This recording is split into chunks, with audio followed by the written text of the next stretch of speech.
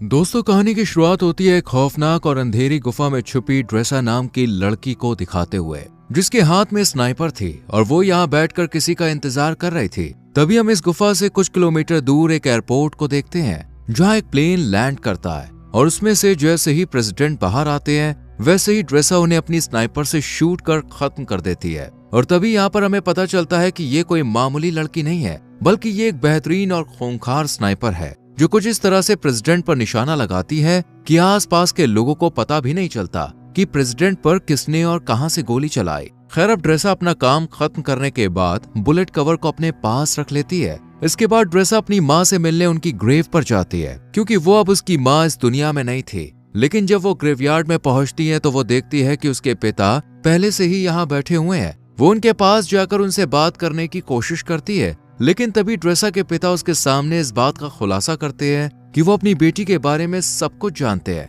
कि वो एक स्नाइपर है और अभी अभी उसने एक इंसान की जान ली है। इस पर ड्रेसा उन्हें जवाब देते हुए कहती है कि कभी कभी तो मुझे नींद भी नहीं आती है। और इतना कहकर वो अपनी जेब से बुलेट का कवर निकालती है और इसे अपने पिता के हाथ में सौंप देती है। वो इस कवर को भी बाकी के इकट्ठा हुए कवर के साथ रख देते हैं। और यहाँ पर हमें पता चलता है कि ड्रेसा ने पहले भी बहुत सारे लोगों को मौत के घाट उतारा है। अब ड्रेसा के पिता उसे अपने कैंसर के बारे में बताते हैं और कहते हैं कि मेरे पास बहुत कम समय बचा है और मैं केवल कुछ ही दिनों का मेहमान हूँ, लेकिन आने वाले दिनों में अगर मैं नहीं मरा तो इस वैलेंटाइन डे के दिन मैं खुद अपनी जान ले लूंगा। ये सुनते ही ड्रेसा के पैरों तले जमीन खिसक जाती है और वो अपने पिता को ऐसा करने से मना करती है। लेकिन वो अब भी ड्रेसा से यही कहते हैं कि यह हम दोनों की आखिरी मुलाकात है और शायद अब हम ना मिले। वहीं दूसरी तरफ हम लिवाई नाम के एक आदमी को देखते हैं जिसे उसके बुरे सपनों ने परेशान कर रखा है। इसलिए लिवाई समुद्र के किनारे बैठकर अक्सर पोयम लिखता है और आज भी वो यहीं बैठा हुआ होता है। तभी लिवाई के पास अचानक एक मैसेज आता है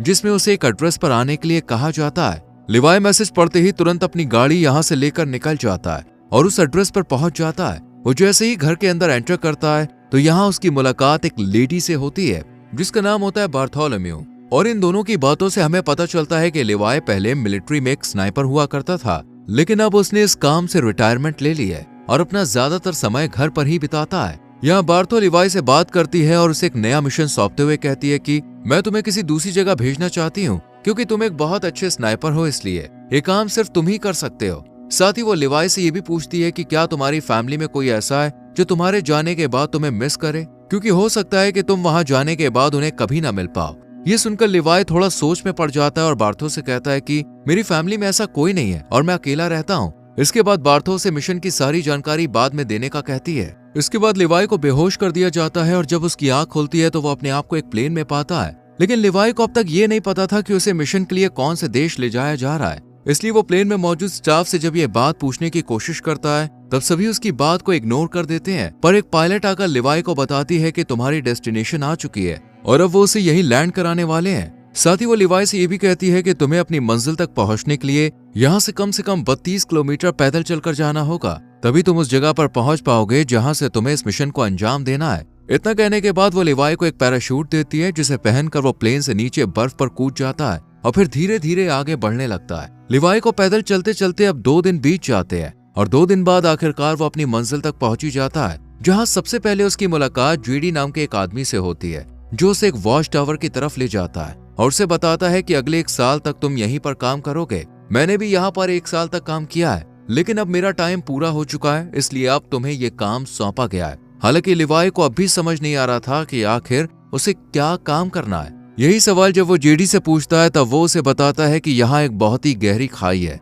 जिसे जॉर्ज नाम दिया गया है। बस लिवाई को इसी की पहरेदारी करनी है और कुछ भी नहीं करना है। इसके बाद वो लिवाई को यहाँ के रूल्स बताते हुए कहता है कि वो महीने में सिर्फ 1 बार ही इन लोगों से कांटेक्ट कर सकता है और उसके टावर का नाम वेस्ट टावर है, जबकि दूसरी तरफ एक ईस्टर्न टावर भी मौजूद है। लेकिन वहाँ के लोगों से लिवाई को किसी भी तरह की कोई बातचीत नहीं करनी है, क्योंकि उसका काम सिर्फ अपने मिशन पर ध्यान देना है और ईस्टर्न टावर वाले भी केवल अपने मिशन पर ही फोकस रखते हैं। साथ ही वो लिवाई को ये भी बताता है कि वो 1 साल तक किसी से भी कांटेक्ट नहीं कर सकता है और यहाँ एक ऑटोमेटिक गन भी है जिसे हर रोज लिवाई को रीलोड करना होगा अगर उनमें गोलियां नहीं है तो। इसके अलावा नीचे बहुत सारी माइंस भी हैं, अगर उनमें किसी तरह का कोई विस्फोट होता है तो लिवाई को उन्हें भी देखना होगा। हालांकि लिवाई को अब तक समझ नहीं आ रहा था कि आखिर उसका मिशन है क्या, इसलिए वो जेडी से पूछता है कि क्या मेरा काम यहाँ पर आने वाले लोगों को जॉर्ज के करीब जाने से रोकना है। इस पर जेडी कहता है नहीं, जो चीज जॉर्ज के अंदर है उसे ऊपर आने से रोकना है। फिर वो एक छोटा सा बम उठाता है और उसे खाई यानी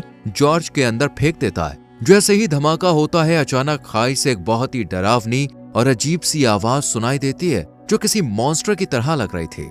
और यहाँ पर हमें इस खाई की असलियत का पता चलता है कि इसके अंदर कोई छोटी मोटी या मामूली चीज नहीं है, बल्कि कुछ बेहद ही खौफनाक छुपा हुआ है। इसके बाद जेडी लिवाई से कहता है कि जो चीजें जॉर्ज के अंदर छुपी हुई हैं, उन्हें हैलोवीन कहा जाता है और तुम्हें उन्हें ऊपर आने से किसी भी हाल में रोकना होगा। ऐसा कहा जाता है कि साल 1940 में सेना की 3 बटालियन इन्हीं हैलोवीन को रोकने के लिए नीचे गई थी, लेकिन वो भी कभी वापस नहीं आई। साथ ही वो लिवाई को एक स्ट्रे डॉग अलार्म के बारे में बताता है। जिस दिन वो अलार्म बजना शुरू हो जाए, उस दिन तुम बिना कुछ सोचे समझे बस यहाँ से अपनी जान बचाकर भाग जाना। हालांकि मुझे भी नहीं पता कि ऐसा क्यों बोला गया है, लेकिन मुझे जो पता है बस वो मैं तुम्हें बता रहा हूँ। इतने में इन दोनों की नजर सामने वाले टावर पर पड़ती है, जहाँ अब किसी नए अफसर को अपॉइंट किया गया था, क्योंकि पुराने अफसर को 1 साल पूरा हो चुका था। अब जेडी लिवाई को खाने पीने के बारे में बताते हुए कहता है कि उसका 1 साल के खाने का इंतजाम यहाँ कर दिया गया है, बाकी अगर वो चाहे तो शिकार भी कर सकता है। वहीं जेडी लिवाई के सामने इस बात का भी खुलासा करता है कि ये जगह 75 सालों से सीक्रेट रही है और किसी को भी इसके बारे में कुछ नहीं पता है, और हमें भी आने वाले टाइम में इस जगह को सीक्रेट ही रखना है। इतना कहने के बाद जेडी यहाँ से निकलकर बाहर आ जाता है और सिग्नल देने के लिए जैसे ही स्मोक करता है, तब एक हेलीकॉप्टर उसे लेने के लिए आ जाता है और जेडी इसमें चढ़ जाता है। लेकिन हेलीकॉप्टर में मौजूद अफसर पहले उससे उसकी आइडेंटिटी पूछता है और फिर उसे शूट कर मार देता है, जिससे हमें पता चलता है कि ये जगह इतनी सीक्रेट है कि यहाँ से किसी को भी बाहर जाने नहीं दिया जाता है। इधर हम लिवाई को देखते हैं जो बिल्कुल वैसा ही करता है जैसा उसे बताया गया था। वो ऑटोमेटिक गन के अंदर गोलियां डालता है और आसपास का जायजा लेने लग जाता है। जब पूरा 1 महीना गुजर जाता है, तब वो यहाँ से किसी को कांटेक्ट करने की कोशिश करता है और उन्हें बताता है कि मेरा किसी भी दुश्मन से कोई आमना सामना नहीं हुआ है। इतना कहकर वो कॉल कट कर देता है, क्योंकि उसे बस इतनी ही बातें करने की इजाजत दी गई थी और ये मैसेज उसे हर महीने में केवल 1 बार ही भेजना है। इसके बाद वो अलमारी में रखी किताबें पढ़ने लगता है कि तभी उसकी नजर दीवार पर लिखे हुए कुछ मैसेज पर पड़ती है, जो यहाँ रहने वाले इंसानों ने अपने अपने एक्सपीरियंस के हिसाब से लिखे थे। इन्हें पढ़ने के बाद लिवाई बाहर आ जाता है और एक टेलीस्कोप की मदद से दूसरे टावर को देखने की कोशिश करता है, जहाँ उसे एक लड़की बैठी हुई दिखाई देती है, जो कि कोई और नहीं बल्कि ड्रेसा ही थी। ड्रेसा की खूबसूरती देखकर लिवाई उसे देखता ही रह जाता है, लेकिन बात करने की कोशिश नहीं करता, क्योंकि उसे दूसरे वॉच टावर से कांटेक्ट करने के लिए मना किया गया था। इसी तरह लिवाई को यहाँ 2 से 3 महीने बीत जाते हैं और अब ड्रेसा भी उसके बारे में जान चुकी थी। इसलिए एक दिन जब उसका बर्थडे होता है, तब वो लिवाई से बात करने का फैसला करती है और एक पेपर पर लिखकर लिवाई से उसका नाम पूछती है। ये देखने के बाद वो भी एक बोर्ड उठाता है और उसके जरिए ड्रेसा को बातचीत करने से मना करता है, लेकिन ड्रेसा फिर भी उसे अपना नाम बता देती है, जिसके बाद लिवाई भी ज्यादा ना सोचते हुए अपना नाम लिख देता है और इस तरह दोनों में दोस्ती हो जाती है। एक दिन जब लिवाई को पता चलता है कि ड्रेसा एक स्नाइपर है, तो वो उसका टेस्ट लेने के लिए उसके सामान पर निशाना लगाता है, जिसके बाद ड्रेसा भी अपने आप को प्रूव करने के लिए स्नाइपर उठाती है और उसके वॉच टावर पर निशाना लगाती है। लेकिन तभी उसकी नजर कुछ मॉन्स्टर पर पड़ती है, जो कि खाई में से बाहर आ रहे थे। वो जल्दी से लिवाई को इशारा करके ये बात बताने की कोशिश करती है, जिसके बाद वो उन मॉन्स्टर पर ताबड़तोड़ फायरिंग शुरू कर देता है, लेकिन उनकी तादाद बहुत ज्यादा थी, इसलिए ड्रेसा भी लिवाई की मदद करती है और अपने वॉच टावर से ही उन मॉन्स्टर का खात्मा कर देती है। पर इसी दौरान एक मॉन्स्टर उसके पास पहुंच जाता है, जो देखने में आधा इंसान और आधा जानवर जैसा था। ड्रेसा जब उसे देखती है तो वो अपनी जान बचाने के लिए उस पर गोली चलाने की कोशिश करती है, लेकिन कोई फायदा नहीं होता और वो मॉन्स्टर लगातार ड्रेसा की तरफ बढ़ता रहता है। लेकिन सही वक्त पर लिवाई उसे शूट कर उसकी जान ले लेता है और ड्रेसा को बचा लेता है। इसके बाद अगले दिन लिवाई माइंस के अंदर जाता है, जहां अचानक खाई में से एक छोटा सा ड्रोन निकलता है और उड़कर यहाँ से चला जाता है। लेकिन उसके जाने से पहले लिवाई और ड्रेसा दोनों इसे देख लेते हैं, लेकिन इन्हें पता नहीं होता कि आखिर ये है क्या। इस तरह इन दोनों को यहाँ कुछ महीने और बीत जाते हैं और अब दिसंबर का महीना शुरू हो चुका था, जहाँ एक दिन अब लिवाई ड्रेसा से मिलने का फैसला करता है और वो अपने आरपीजी में जहाँ मिसाइल डाली जाती है उस जगह पर एक रस्सी को बांध देता है। उसे ऐसा करते हुए ड्रेसा भी देख लेती है, लेकिन उसे भी समझ नहीं आता कि आखिर लिवाई करना क्या चाहता है। इतने में लिवाई इस मिसाइल को दूसरी तरफ छोड़ देता है, जो कि एक रस्सी के सहारे बंधी हुई थी, और ये रस्सी ड्रेसा के पास पहुंच जाती है, जिसके बाद वो इसे एक पेड़ से बांध देती है और फिर लिवाई इसके सहारे यहाँ से दूसरे वॉच टावर तक पहुंच जाता है। इधर ड्रेसा जब उसे देखती है तो उसे बहुत ज्यादा खुशी होती है, पर वो लिवाई को गले लगाने से पहले उसे नहाने के लिए कहती है और खुद सीसीटीवी कैमरे की मदद से लिवाई को नहाता हुआ देखती है। इसके बाद ये दोनों एक दूसरे से बहुत सारी बातें करते हैं और इस दौरान ड्रेसा लिवाई से पूछती है कि तुमने सबसे लंबा शॉट कब मारा था। इस पर लिवाई बताता है कि मैंने 3240 मीटर दूर से एक आदमी को मार गिराया था और पहले मैं मरीन में काम किया करता था। इसके बाद वो ड्रेसा से पूछता है कि आखिर इस जगह में ऐसा क्या है जो इसे इतना सीक्रेट रखा गया है। तब ड्रेसा उसे ज्यादा ना सोचने और अपने काम से काम रखने के लिए कहती है। साथ ही उसे अपने पिता के बारे में भी बताती है जो शायद अब तक मर चुके होंगे। इसके बाद वो म्यूजिक प्ले करती है और लिवाई से डांस करने के लिए कहती है, जिसके बाद ये दोनों साथ में डांस करते हैं और एक दूसरे के करीब आकर यही सारी हदें पार कर देते हैं। इसी दौरान लिवाई ड्रेसा को अपनी कविताओं के बारे में बताने लगता है और उससे कहता है कि मैंने तुम्हारे लिए भी एक पोएम लिखी है। इतना सुनते ही ड्रेसा उसे पोएम सुनाने के लिए कहती है, लेकिन लिवाई उसे ये कहकर मना कर देता है कि जब हम दोनों यहाँ से निकल जाएंगे तब मैं तुम्हें वो पोएम दे दूंगा। अब सुबह होते ही लिवाई यहाँ से जाने का फैसला करता है, लेकिन जैसे ही वो बीच रास्ते में पहुंचता है तो देखता है कि मॉन्स्टर उसके वॉच टावर पर चढ़ रहे हैं। पर टावर पर लगी माइन से जब वो टकराते हैं तो एक बहुत बड़ा धमाका होता है जिसमें लिवाई की रस्सी जल जाती है और वो इस खाई में गिर जाता है। इधर ड्रेसा भी ये सब देख रही होती है, इसलिए वो लिवाई को बचाने के लिए जल्दी से एक पैराशूट लेती है और बिना कुछ सोचे समझे खाई में कूद जाती है। जिसके बाद हम ड्रेसा को एक नदी में बहते हुए देखते हैं जो कि इसी खाई के अंदर मौजूद थी। वो किसी तरह अपने आप को बचाकर किनारे तक ले आती है। वहीं हम लिवाई को एक पेड़ से लटका हुआ देखते हैं जहां अचानक एक बड़ा सा केकड़ा आकर उस पर हमला कर देता है, जिस वजह से लिवाई पेड़ से नीचे गिर जाता है और यहाँ उसे पेड़ की जड़ें पूरी तरह से जकड़ लेती है। इससे पहले कि वो लिवाई को नुकसान पहुंचा पाती, यहाँ ड्रेसा आकर उसे बचा लेती है और ये दोनों इस जगह को देखने लगते हैं कि तभी यहाँ कुछ हॉलोमैन घोड़े पर सवार होकर आते हैं और इन पर हमला कर देते हैं। लेकिन लिवाई और ड्रेसा इनसे डरने के बजाय इनका डट कर मुकाबला करते हैं और 2 हॉलोमैन को मार गिराते हैं, लेकिन एक वहां से भाग जाता है। इधर लिवाई ने जिस हॉलोमैन को मारा था वो अब उसे चेक करने के लिए उसके पास आता है तो देखता है कि इसने वर्दी पहनी हुई है। वर्दी को देखते ही लिवाई को जेडी की बताई हुई बात याद आ जाती है कि आज से सालों पहले 3 बटालियन सेना इस खाई के अंदर गिर गई थी जो कभी वापस नहीं आई, लेकिन ये अब तक जिंदा कैसे है, यही सवाल लिवाई को सोचने पर मजबूर कर देता है। खैर अब ये दोनों आगे बढ़ते हैं और एक ऐसी जगह पर पहुंच जाते हैं जहां इंसानों के अंदर से पेड़ बाहर निकल रहे थे। इन्हें देखकर ऐसा लगता है जैसे यहाँ किसी वायरस ने अपना आतंक फैलाया हो। अभी लिवाई और ड्रेसा इस खौफनाक मंजर को देख ही रहे थे कि इतने में ही कुछ हॉलोमैन इनकी तरफ आने लगते हैं, जिनसे बचने के लिए ये दोनों एक चर्च में पहुंच जाते हैं। लेकिन चर्च का नजारा बेहद ही डरावना था क्योंकि यहाँ कई लोगों की डेड बॉडी पड़ी हुई थी जिन्होंने वायरस के कहर से बचने के लिए खुद ही अपनी जान ले ली थी। तभी ड्रेसा के ऊपर एक मकड़ी अटैक कर देती है जो कि देखने में काफी बड़ी थी, मानो उसके ऊपर भी जैसे वायरस का असर हो गया था।